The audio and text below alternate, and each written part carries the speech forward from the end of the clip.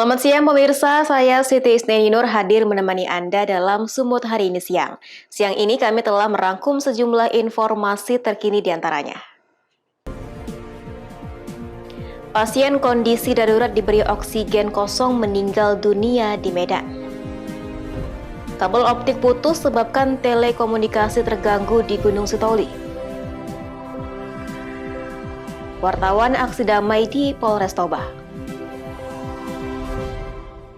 Selain cuplikan berita tadi, kami juga akan menghadirkan beragam informasi lainnya. Pemirsa, kita jelang Sumut hari ini siang selengkapnya.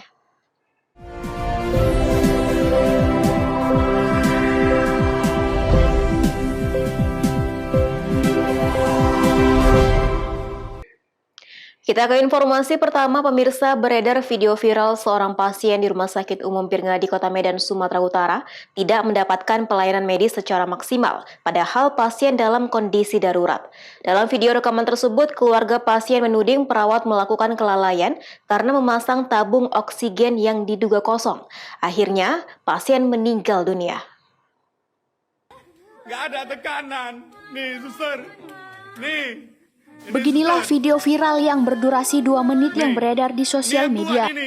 Terlihat keluarga pasien sempat terlibat keributan dengan perawat yang bertugas di Rumah Sakit Umum Pirnga di Kota Medan.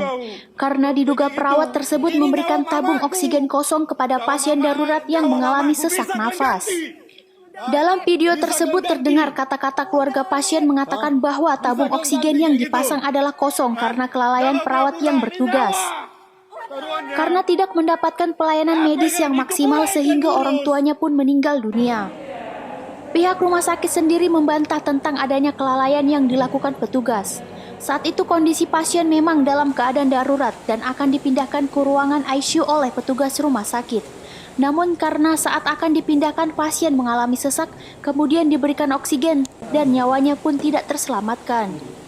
Saat ini pihak umum rumah sakit juga sudah membuat laporan kepolisian terhadap video viral yang diambil oleh pihak keluarga pasien karena sudah membuat cerita Rumah Sakit Umum Pirnga di Kota Medan menjadi buruk. Nah, sebenarnya masalah pengakuan itu yang viral dibilang tabung oksigen kosong, itu tidak benar dan kita bantah lah. Kita bantah. Kronologisnya gimana Pak sebenarnya Pak kejadiannya?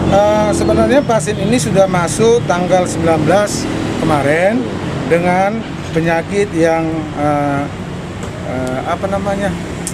penyakit DM, ada gangren dan TB paru. Komplikasi. Tetapi pada saat itu mungkin ada sesak, itu kan mau dibawa ke ICU. Tetapi itu kan nggak di luar kemampuan kita, masalah nyawa. Jadi langsung pihak keluarga menuduh oksigen kita kosong.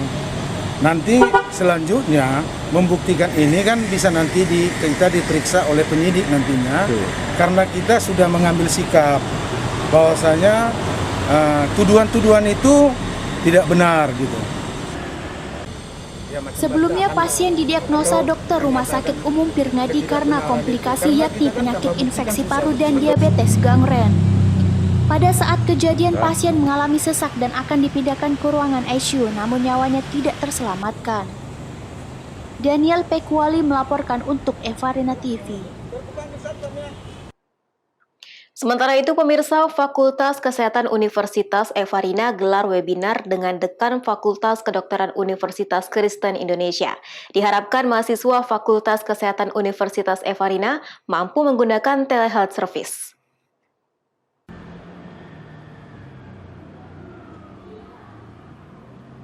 Enggak, saya bilang. Loh, tadi mau pesta? Untuk mengembangkan pola pendidikan menyangkut aspek layanan kesehatan pelayanan klinis dan non-klinis secara jarak jauh, Universitas Evarina mengembangkan dengan sistem komunikasi virtual. Dalam mendukung program pengembangan studi mahasiswa Fakultas Kesehatan UNEVA, menggelar webinar telehealth service dan menjalin kerjasama dengan Fakultas Kedokteran Universitas Kristen Indonesia.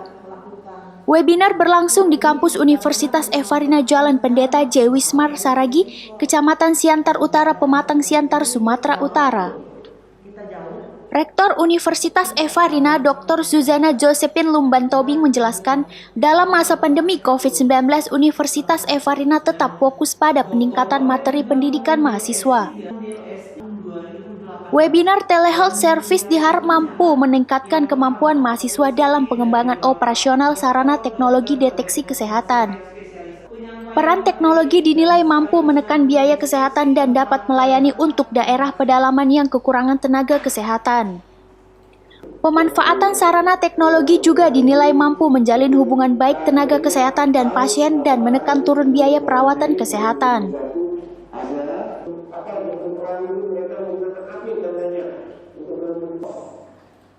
Tentunya Fakultas Kesehatan Eva Rina bisa tetap jaya dan khususnya dalam memberikan penerangan kepada masyarakat Kota Siantar. Karena kami berharap kehadiran Eva Rina itu betul-betul memberi manfaat, khususnya berdampak positif bagi kesehatan masyarakat. Dalam teleservis ini, mahasiswa Eva Rina bisa memahami dan bisa menggunakan teleservis dalam rangka menjangkau masyarakat yang berada di daerah-daerah terpencil yang tidak terjangkau oleh para dokter, tapi bisa dibantu oleh para mahasiswa, khususnya mereka yang akan berjuang untuk memberikan pencitraan tentang bagaimana menjaga kesehatan, bagaimana mereka berdialog dengan masyarakat, agar masyarakat bisa memahami pentingnya kesehatan, sehingga Indonesia bisa menjadi Indonesia yang sehat. Telehealth service dapat digunakan untuk pelayanan informasi kesehatan meliputi pertukaran diagnosis, pengobatan, pencegahan atau penyakit, dan cedera. Selanjutnya dapat mendukung penelitian dan evaluasi serta pendidikan berkelanjutan untuk kepentingan kesehatan individu dan masyarakat. Khususnya bagi mahasiswa Eva Rina Fakultas Kesehatan diharapkan bisa memahami dan bisa menggunakan telehealth service dengan baik. Kemudian dengan kemampuan yang dimiliki mahasiswa program studi Fakultas Kesehatan Universitas Eva Rina dapat berkarir di bidang apoteker, bidang farmasi, bidang keperawatan, bidang kebidanan, bidang fisioterapi, bidang analisis laboratorium, bidang radiologi, dan bidang promosi pelayanan kesehatan. Terima kasih sekali lagi untuk kebersamaannya. Di akhir seminar ini, Rektor Universitas Eva Rina bersama Dekan Fakultas Kesehatan menyerahkan cenderamata berupa plakat dan sertifikat kepada dua pembicara. Pentanews Sembiring melaporkan untuk Eva Rina TV. 1, 2, ntar ya aku video dulu. Oke. Pemirsa, memperingati Hari Lansia 29 Mei 2021, sejumlah lansia di Tapanuli Selatan, Sumatera Utara menggelar masak bersama kuliner tradisional khas Tapanuli bagian selatan, yakni sasagun. Berikut informasinya.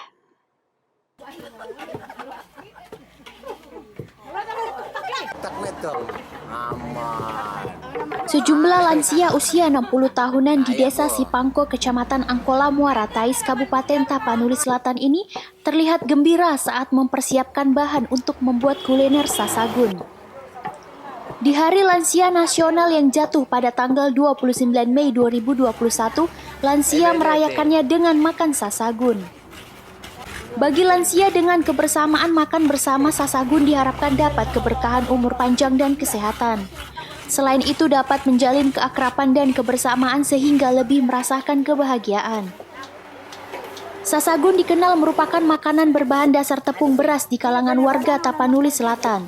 Sasagun banyak ditemui dalam acara adat seperti pernikahan dan buah tangan ketika pulang dari kampung halaman. Untuk membuat sasagun, seorang lansia Zahra mengatakan bahan yang dibutuhkan sebenarnya tidak terlalu sulit. Di antaranya tepung dari beras yang ditumbuk menggunakan lesung, kemudian disaring hingga halus. Bahan selanjutnya adalah parutan kelapa. Kelapa yang digunakan tidak terlalu tua sehingga tidak terlalu banyak mengandung minyak. Bahan selanjutnya adalah gula merah yang terbuat dari aren. Tapanuli bagian selatan memang banyak menghasilkan gula merah. Yang terbaik adalah gula merah dari Sipiriok. Gula merah yang telah diiris-iris menjadi kecil-kecil ini kemudian dimasak dengan air secukupnya sehingga membentuk cairan gula merah yang manis. Proses selanjutnya adalah memasak sasagun. Tepung beras dan kelapa dimasukkan ke dalam kuali kemudian dioseng hingga mengering. Dalam proses menggongseng ini gunakan api yang kecil agar bahan-bahan tidak gosong. Proses penggosengan ini biasanya berlangsung setengah jam hingga osengan tepung dan parutan kelapa menjadi harum.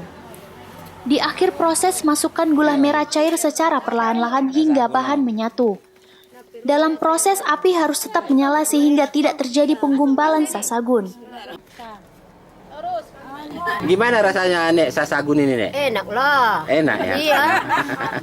Apa aja bahannya tadi itu? Ini beras tepung, Kelapa, gula merah, garam. garam, gula merah ya? Iya. Oh, Gula gitu. bargot. Gula bargot. Cara masaknya tadi gimana Nek? Itu dipanggang di situ di batu. Di batu. Nah, dibikin kayu. Disop-sop atau disap-sap gimana? bersama-sama kawan ini. Oh gitu. Biasanya ini dihidangkan untuk apa nih? Ada acara atau apa? Iya, ada acara kayak gini berlugut-lugut. Di hari lansia ini alangkah baiknya kita membahagiakan para lansia dengan menyajikan makanan atau kuliner tradisional untuk membuat mereka bahagia. Azan Sinaga melaporkan untuk Evarina TV.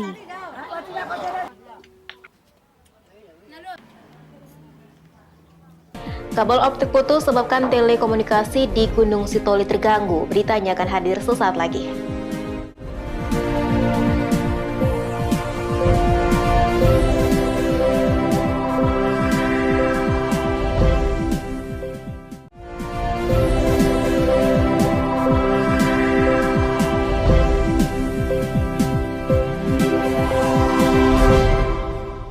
Terima kasih Anda masih bersama kami.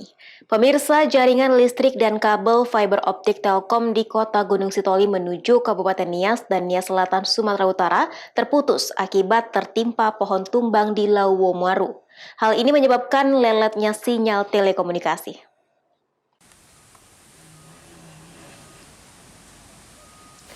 Pohon tumbang yang menimpa jaringan listrik dan kabel fiber optik Telkom di Lauwomaru, Kecamatan Gunung Sitoli Selatan, Kota Gunung Sitoli, Sumatera Utara, menyebabkan leletnya sinyal telekomunikasi di sejumlah wilayah hingga ke pelosok daerah di Kepulauan Nias.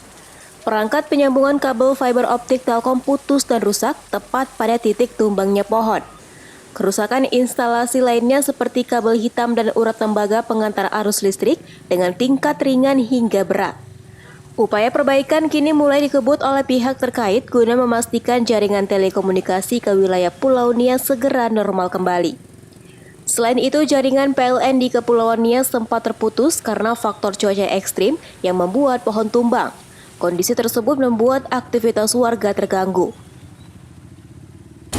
Untuk saat ini kami dari pihak Telkom, khususnya Telkom dari Gunung Sitoli, mengupayakan untuk perbaikan kabel fiber optik yang menuju Kabupaten Nias, kantor Bupati Nias sama kantor Bupati Nias Selatan. Memangnya putus total tadi nih ya Bang? Putus total karena benturan dari bekas kayu yang jatuh di pinggiran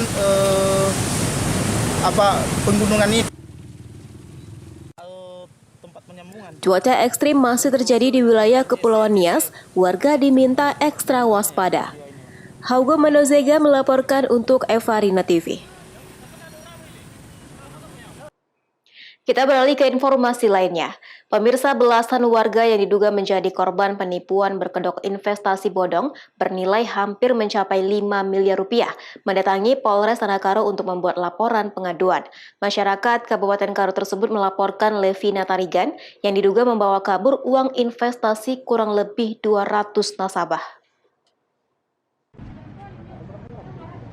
Inilah suasana di Polres Tanah Karo saat belasan masyarakat datang untuk melaporkan dugaan penggelapan uang berkedok investasi bodong. Salah seorang pelapor bernama Agnesiana Baban menuturkan, Levina Tarigan yang merupakan terlapor diduga membawa kabur uang miliaran rupiah dari 200 lebih nasabahnya.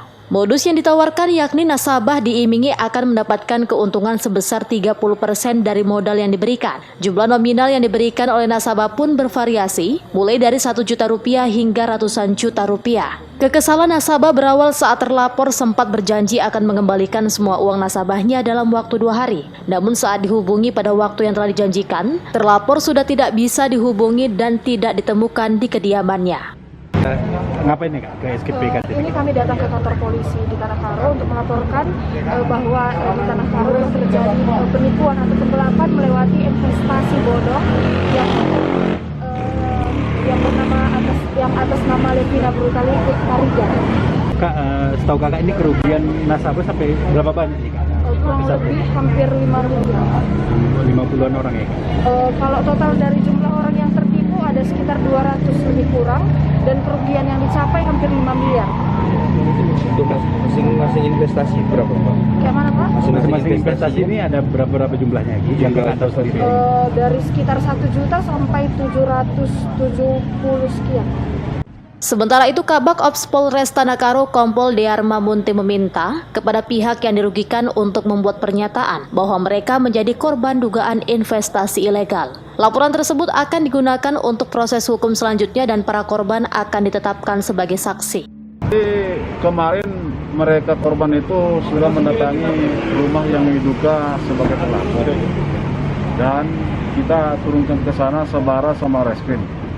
Terus supaya dihimbau mereka membuat laporan polisi supaya proses hukum. Terus kaitannya dengan sekarang, mereka berkisar 20 orang lagi korban. Kita sarankan supaya mereka membuat pernyataan bahwa mereka adalah korban yang sama, sehingga penanganannya sesuai dengan LP yang kemarin. Ya, berarti imbauan kita kepada para korban sendiri seperti apa nih? Himbauan kita, mereka supaya membuat pernyataan bahwa mereka juga korban daripada investasi yang diduga ilegal, supaya nanti dalam proses hukum mereka diperiksa sebagai saksi korban. Pihak kepolisian Polres Tanah Karo kini tengah mendalami kasus tersebut dengan terus mengumpulkan data pasti dari jumlah korban dan jumlah kerugian untuk keperluan proses hukum selanjutnya. Hingga kini belum diketahui keberadaan Levina Tarigan yang diduga telah melarikan diri. Chandra Bukit melaporkan untuk Evarina TV. Pemirsa, Badan Pemeriksaan Keuangan menemukan 8 kejanggalan dalam laporan keuangan mengenai belanja untuk kegiatan penanganan pandemi COVID-19 di Sumatera Utara. Temuan yang dinilai tidak sesuai ketentuan ini terkait dengan belanja tak terduga yang dilakukan pemerintah Provinsi Sumatera Utara. Melalui keterangan tertulis, Badan Pemeriksa Keuangan Republik Indonesia Perwakilan Sumut mengungkapkan ada 8 kejanggalan yang ditemukan dalam laporan keuangan penanganan pandemi COVID-19 Pemprov Sumut tahun 2020. Salah satu temuan BPK yang dinilai janggal adalah adanya kelebihan pembayaran atas beberapa pengadaan. Selain itu, BPK juga menemukan adanya ketidakwajaran keuntungan, belanja keuntungan alih usaha pembuatan bak becak bermotor yang belum selesai dikerjakan dan tidak dapat dipertanggungjawabkan. BPK memerintahkan Inspektorat Pemprov Sumut untuk meminta bukti pertanggungjawaban program yang dilakukan. Jika pertanggungjawaban tidak sesuai, maka dana yang dikeluarkan harus dikembalikan ke kas daerah. Gubernur Sumut Edi Ramayadi saat dikonfirmasi menyebut pihaknya akan segera menindaklanjuti temuan BPK. Menurutnya, jika dalam hasil tindak lanjut terdapat dana yang harus diganti atau dikembalikan ke kas daerah, maka harus diganti. 8 kegiatan yang COVID itu Pak. Temuan apa? Iya, temuan perselisihan, bukan perselisihan ya, perbedaan menghitung dari mulai jalan ini. Itulah ditindaklanjutin, yang harus mengganti. Yang tidak mengganti dihukum. Pak, arahan Bapak mungkin untuk OPD terkait Pak yang mengelola kegiatan itu Pak? Ya sudah pasti ya, dia bertanggung jawab. OPD-nya bertanggung jawab. Kalau dia urusan jalan berarti PU. Kalau urusan air berarti si SDA. Kalau dia urusan pendidikan berarti Kepala Dinas Pendidikan. Itu dia. Yang 8 kegiatan itu Pak di OPD mana aja Pak? Nah, nanti kamu tanya. Masa gubernur ngurusin gitu? Ia juga memerintahkan seluruh OPD di lingkungan Pemprov Sumut untuk segera menindaklanjuti temuan BPK agar tidak menjadi masalah di kemudian hari. Daniel Pekuali melaporkan untuk Evarina TV. Sumut hari ini akan kembali dengan informasi menarik lainnya. Tetaplah bersama kami.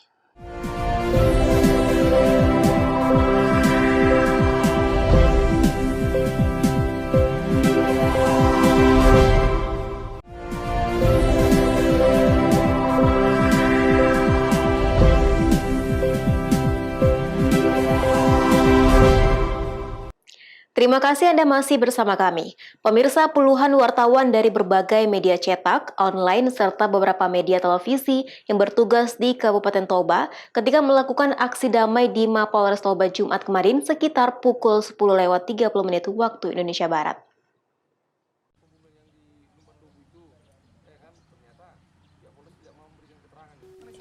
Beginilah aksi damai beberapa wartawan di Polres Toba.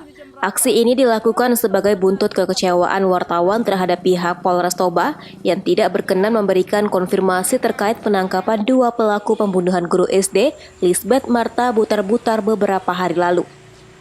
Dalam melakukan aksi damai itu, para wartawan membawa spanduk bertuliskan berbagai tuntutan mereka kepada Polres Toba.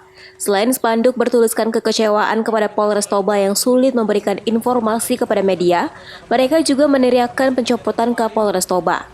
Menanggapi aksi tersebut, Wakapolres Toba Kompol Janar Panjaitan berjanji, kedepannya apabila para wartawan kesulitan mendapatkan informasi, bisa langsung menghubungi Wakapolres Toba. Dalam kesempatan itu, Wakapolres Toba mengajak para wartawan untuk berbincang di Aula Harungguan Mardemak Polres Toba. Terima kasih datang kemari untuk menyampaikan aspirasinya. Saya langsung tanggapin kalau besok-besok memang perlu saudara-saudara meminta informasi. Kalau dari staf kami tidak mau memberikan, silakan langsung ke saya. Saya akan memberikan, saya janji, saya akan memberikan informasi. Karena saudara-saudara sekalian adalah mitra kami. Ya, kita harus bekerja sama, tapi harusnya tidak harus mesti seperti inilah, rame-rame.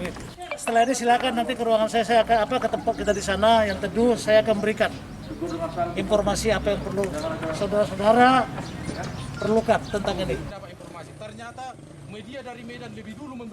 Salah seorang peserta aksi, Ramsiana Gulto, mengatakan, aksi tersebut sebagai buntut kekecewaan para awak media akibat sulitnya mendapatkan informasi dari pihak Polres Toba.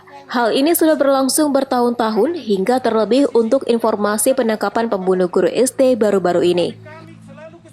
Perkenalkan, nama saya Ramsiana Gultom dari Media Waspada. Kedatangan kita hari ini ke Polres menuntut kepada Pak Kapolri agar mencopot Kapolres Toba Akala Fikta Jaya. Karena sebelumnya kita selalu kesulitan mengakses informasi yang terupdate di Polres ini, termasuk isu yang paling hangat terakhir ini adalah pembunuhan seorang guru SD. Polda sendiri sudah merilis, tapi kita mulai pagi sampai jam 1 siang sama sekali tidak diberikan informasi sedikit pun. Bahkan hanya sekedar membenarkan, pihak Polres tidak mau angkat bicara. Dan sebenarnya aksi kita hari ini merupakan puncak dari kekecewaan kita selama bertahun-tahun. Kita kecewa, Humas Polres Toba tidak pernah bersinergi dengan baik dengan kita media, sehingga kita merasa perlu melakukan gerakan ini, aksi ini, sehingga ini sampai kepada Pak Kapolri. Dan kita meminta agar ada perubahan signifikan di Polres Toba, termasuk untuk keterbukaan pers dan memberikan informasi secara cepat dan akurat. Kita meminta kepada Pak Kapolri agar mencopot Kapolres Toba Akala Fikta Jaya. Terkait ajakan Wakapolres berbincang di Aula Harungguan Mardemak, direspon dengan kooperatif oleh wartawan dalam aksi damai itu. Sayangnya hingga pukul 11:30 waktu Indonesia Barat, tak satupun dari pihak Polres Toba yang datang memberi keterangan. Masih penuh rasa kecewa, para wartawan meninggalkan Aula Harungguan Polres Toba.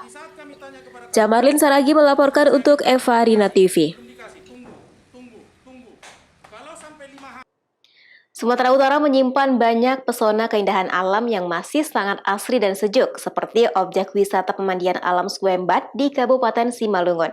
Untuk menyiasati keramaian di tengah pandemi COVID-19, pengunjung datang lebih awal untuk bisa menikmati berenang di kolam yang menggunakan mata air langsung dari perut bumi. Objek wisata di Simalungun yang saat ini tengah ramai dibicarakan di media sosial, seperti objek wisata pemandian alam Swembat, merupakan destinasi yang menyuguhkan kolam mata air yang berada di kawasan Nagasopal, Kecamatan Bandar Huluan, Kabupaten Simalungun, Sumatera Utara. Objek wisata Swembat dapat ditempuh sekitar 2,5 jam dengan jarak 112 km dari titik nol kota Medan. Pengunjung dikenakan biaya masuk sebesar Rp10.000 per orangnya. Salah satu pengunjung mengatakan meski berwisata di tengah pandemi COVID-19, mereka menyiasati untuk berkunjung ke lokasi lebih awal agar bisa menikmati objek wisata kolam mata air tersebut. Dan kami berangkat lebih awal karena diperkirakan kan ramainya tempat wisata itu sekitar jam 11 ke atas. Nah, jadi kami sudah berangkat dari jam 7 pagi dari rumah, diperkirakan sampai di tujuan sekitar jam 8 atau jam 9. Jadi kami sebelum warga ramai, kami sudah sampai di tempat wisata dan sudah menikmati tempat wisata, sudah bisa berlibur, sehingga ketika orang ramai, kami sudah selesai. Dengan adanya destinasi objek wisata pemandian alam Suimpa di Kabupaten Simalungun, diharapkan dapat menarik wisatawan asing untuk datang ke lokasi. Wahyu Pratama melaporkan untuk Eva Rina TV. Pemirsa, informasi tadi sekaligus mengakhiri pertemuan kita dalam Sumut hari ini siang. Saya Siti Isnaninur mewakili kerabat kerja yang bertugas pamit undur diri dari hadapan Anda. Terima kasih atas kebersamaannya dan sampai jumpa.